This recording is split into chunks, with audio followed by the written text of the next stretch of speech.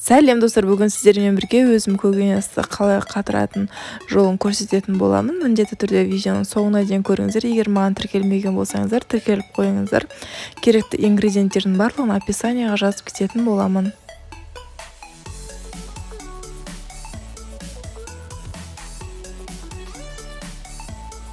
Менің қатыратын көкөністерім тәтті бұрыштың жасыл түсі, қызыл түсі, чеснок 1 килограмм, сельдерей, кинза и қызанақ.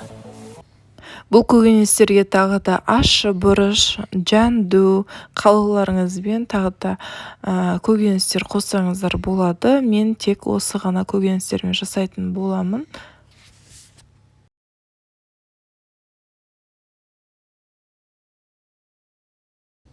Ең бірінші чесногымды суға салып қоятын боламын. Кем дегенде 3 сағатқа оңай тез ашылу үшін. Фаршированный перецін қатыратын боламыз. Ол үшін мен перецті жуып, кептіріп алдым. Енді артқы жағындағы өзегін, яғни өсіп тұратын өзегін, осындай кішігірім пышақтың көмегімен алып тастайтын боламыз. Өзегін алғаннан кейін қолдың бір-ақ саусағын перецтің ішіне салып, дәнектерін барлығын түсіріп аламыз. Дәнектерін барлығын түсіргеннен кейін қолдың көмегімен қақсаңыздар, дәнектерінің ішіндегі барлығы түсіп қалатын болады. Видеода көріп тұрғандарыңыздай, мен бір-ақ саусақпен ғана түсіріп алдым.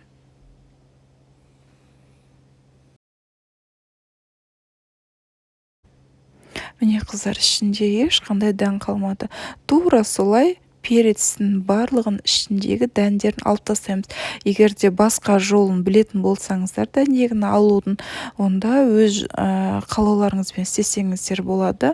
Маған ең ыңғайлы и маған фарш салатын тесігі кішігірім болғаны ұнайды, себебі қайнатқан кезде фаршымыз ішінен түсіп қалмайтын болады.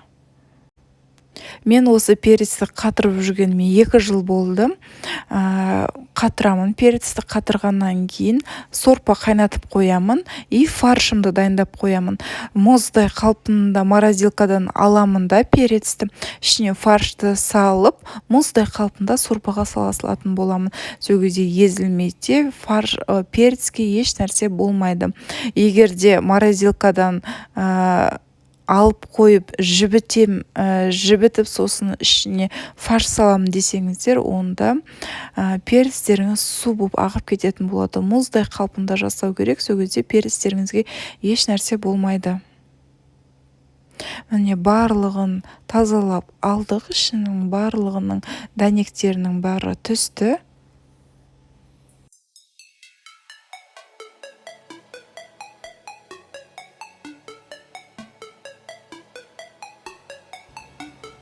Осындай пакетке, одноразовый дейді ғой орыс тілімен айтқан кезде, барлық түрі болады пакеттің.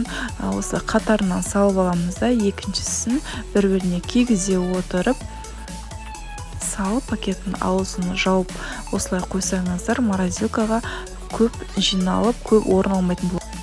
Подливтің заттарын дайындайтын боламыз. Мен қызанағымды аршып алдым, чесногымды аршып алдым, перецтерімнің бәрін тазалап алдым. Сельдерейімді басын кесіп тастап, жуып тазалап алдым.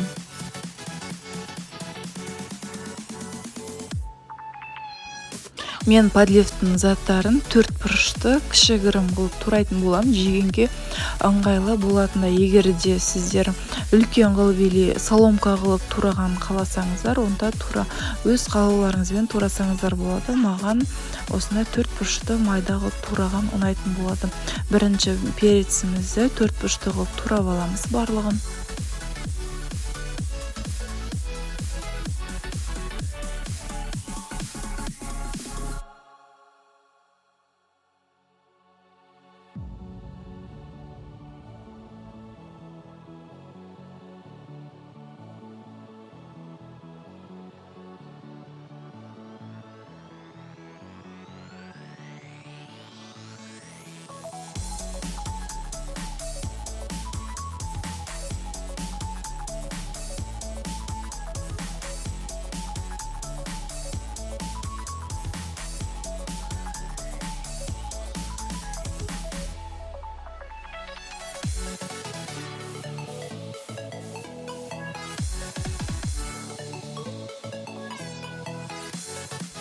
Ашылған қызанағымды да 4 бұрышты қылып турап алатын боламыз. Сіздерде сұрақ туындап тұрған шығар, неге қабығын аршып алдыңыз деп.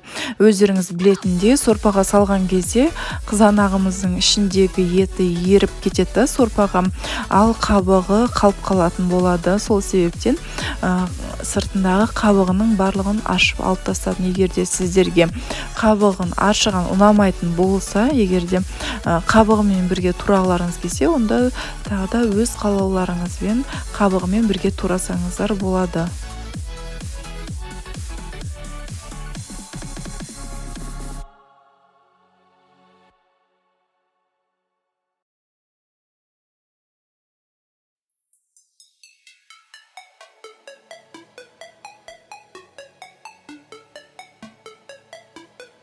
Ашылған чесногымды да 4 бұрышты қылып турап алатын боламын барлығын.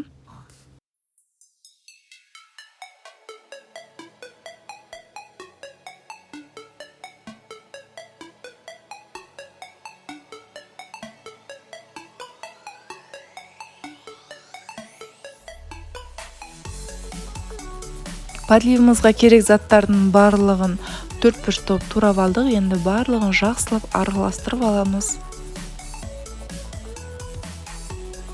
Мен осындай пищевой пленкаға орап салып қоятын боламын. Егерде сіздерде кішігірім пакетик болса, кішігірім пакетке салып қойсаңыздар болады. Менің отбасым кішігірім болғандықтан мен аз-маздан ғана салып орайтын боламын. Егер сіздердің отбасыларыңыз үлкен болса, әрине көбіректен салып орап қойсаңыздар болады. Ең жақсысы осылай пищевая пленканың осындай кішігірім ыңғайлы болады. Орап қойғанға да, морозилкаға салсаңыздар да көп орын алмайтын болады. И сорпаға салатын кезде де, тамаққа салатын кезде де пищевая пленканы аша саласыздар да, сала салатын боласыздар. Бұл заготовкаларымызды неге қолдансақ болады? Сорпаларға, сорпаның барлық түріне салсаңыздар, помидордың, перестің, чесноктың дәмі шығып өте дәмді болады. Сорпаның барлық түріне макаронға да салып жіберсеңіздер дәмді болады. Спагетти қуырған кезде де енді тамақтың түрі өте көп қой. Соның барлығына осылай бір-бір орамнан салып жіберсеңіздер, орап қойған өте дәмді болады. Қыста ең бастысы бұл табиғи дәрумені өте көп. Өздеріңіздің қолдарыңыздан жасалған подливтың заготовкасы. Орыс тілімен айтқанда заготовкасы. Жартысынан азын алып қалатын боламын. Оның үстіне сельдерей мен кинзаны қосып, араластырып, лагманға, подливқа жасап қоятын боламын.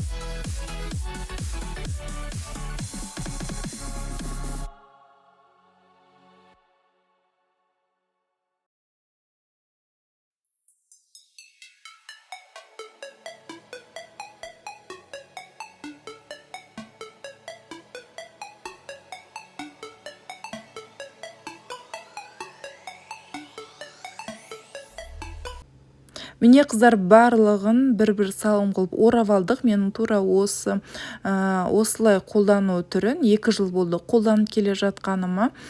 Пищевая пленканы аша саласыздар да, сала саласыздар. Ең бастысы морозилкада өте көп орын алмайтын болады, жинаңқы тұратын болады. Тамақтарыңызда өте дәмді болатын болады.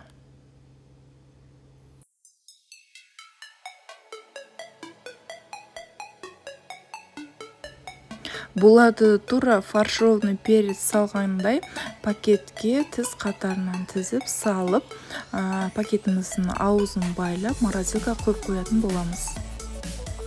Енді сельдерейімізді турап аламыз. Мен кинзаны барлығына қоспаймын, тек біреуіне ғана қосатын боламын. Себебі менің жолдасым кинзаны жақсы көрмейді. Сол себептен бірақ бумасына қосамын. қонақтар келген кезде ғана саламын оны.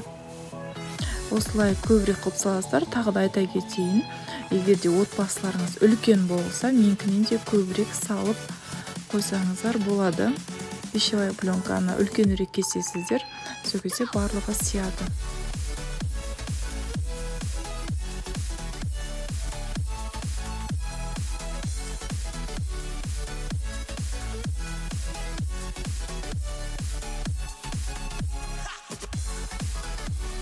Міне қыздар, ең соңғысына мен сельдеремді тура осылай үстіне араластырып сала салдым. Менде осылай 4 лагманға қататын подлифт шықты, заттары шықты.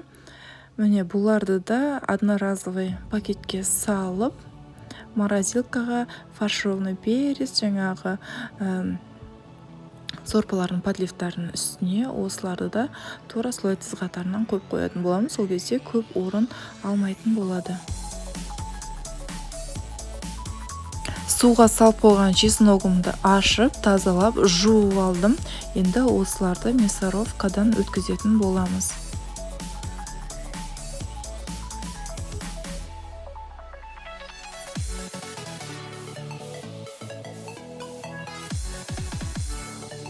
Барлығын мясорубкадан тартып өткізіп аламыз. Сіздерде сұрақ туындауы мүмкін, мясорубкадан өткен чеснок үсіп кетпейді ма деп. Жоқ, үсіп кетпейді. Мен былтыр жасап көрдім. Октябрь айында үсіп қатырып қойдым. Апрель айына дейін қолдандым. Салаттарға салсаңыздарда иісінің өзі мүңкіп, сондай әдемі болып шығып тұрады. Иісінің өзі кетпейтін болады. Міндетті түрде осы менің вариантымен жасап көріңіздер, өкінбейсіздер.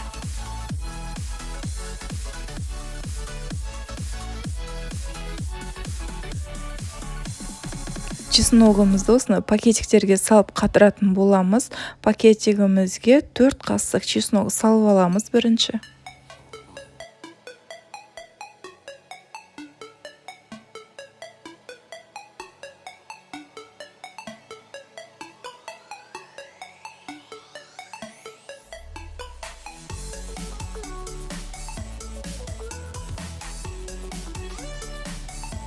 Салған чесногымызды осылай қолымыздың көмегімен или басқа да заттың көмегімен жайып, пакетіміздің ортасына дейін жайып, осылай салып аламыз. Салғаннан кейін осы пакетімізді аузын байламаймыз, себебі біз оны орталарынан бөлеміз. Бөлген кезде ауа шығып тұру керек. Әшін астын қайра салсаңыздар болды.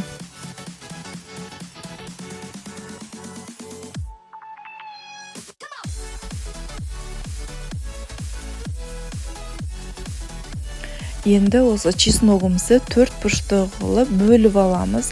Неге 4 бұрышты қылып? Себебі 4 бұрышты қылып бөлсеңіздер, бөлінгенде өте тез бөлінеді. И 4 бұрышты қылып бір кубигін, мысалы, салатқа болсын, супқа болсын, любой тағамға, любой салатқа бір кубигін алып сала салатын боласыздар. Өте ыңғайлы да. И морозилкада орын көп алмайды. Фаршированный перец қатырған подлифтердің үстіне қоя салсаңыздар болды. Бір қабат өте жұқа болып тұрады.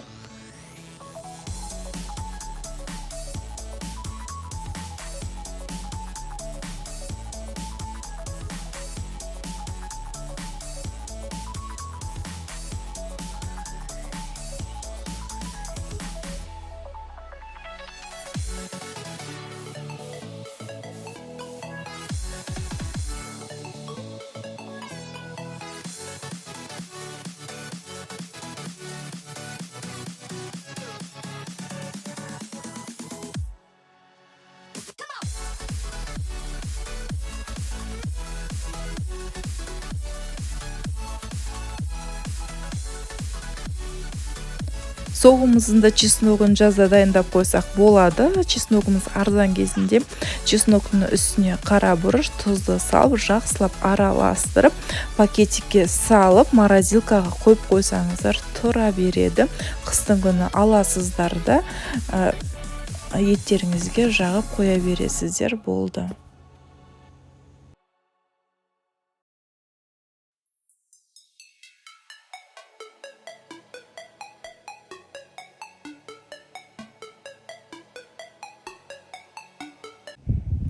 міне сіздерге қатқан чесногымды көрсеткім келіп отыр. Міне қыздар, осылай төрт бұрышты қылып бөліп аласыздар да осындай бір көбегін алып саласыздар. Егер де видеоны дәл осы жерге дейін көрсеңіздер, міндетті түрде маған тіркеліп кетіңіздер. Егер тіркелмеген болсаңыздар, лайк басып отырыңыздар. Егер түсінбеген жерлеріңіз болса, комментарияда сұрап отырсаңыздар, міндетті түрде жауап беретін боламын. Менімен бірге болғандарыңыз үшін рахмет. Сіздермен бірге болған Алима Жарқынбекқызы.